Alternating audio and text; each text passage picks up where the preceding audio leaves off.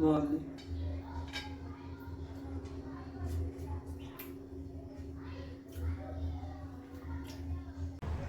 కావాల్సిన పదార్థాలు: carrot 3 carrot తీసుకున్నాను, కడుక్కొని తురుముకున్నాను ఇట్లాగా.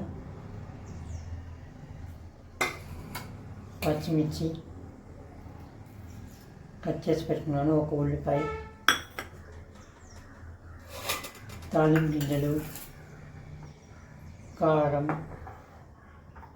పసుపు, ఇంకా ఉప్పు. ఇప్పుడు ఎలా చేసుకున్నామో చూద్దాం. స్టవ్ వెలిగించి బాండీ పెట్టి కొంచెం నూనె పోసాను. నూనె వేడెక్కింది. ఇప్పుడు కొంచెం తాలింపు గింజలు వేస్తుంది.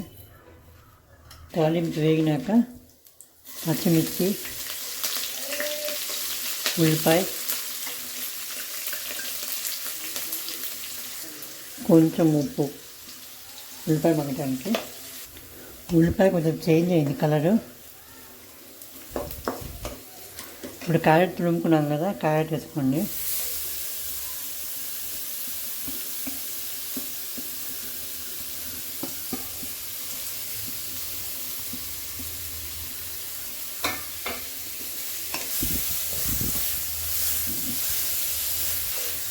ఇప్పుడు కొంచెం పసుపు,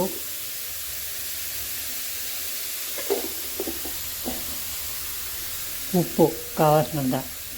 మూత పెట్టుకొని 2 మినిట్స్ మగ్గనిచ్చుకోవాలి. కొంచెం ఉడకాలి.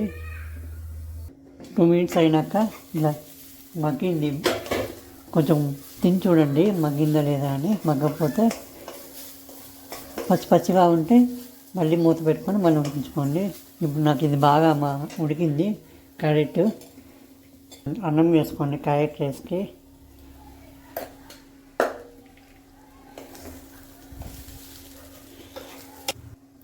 ఇంతే, ఇలా కలుపుకోవాలి.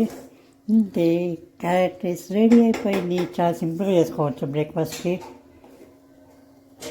మీరు కూడా ట్రై చేసి చూడండి ఎలా వచ్చిందో.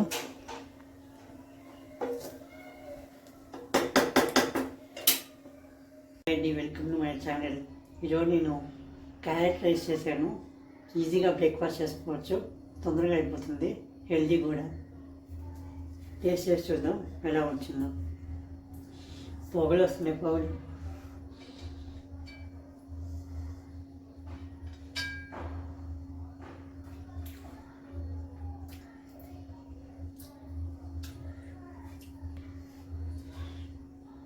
బాగుంది.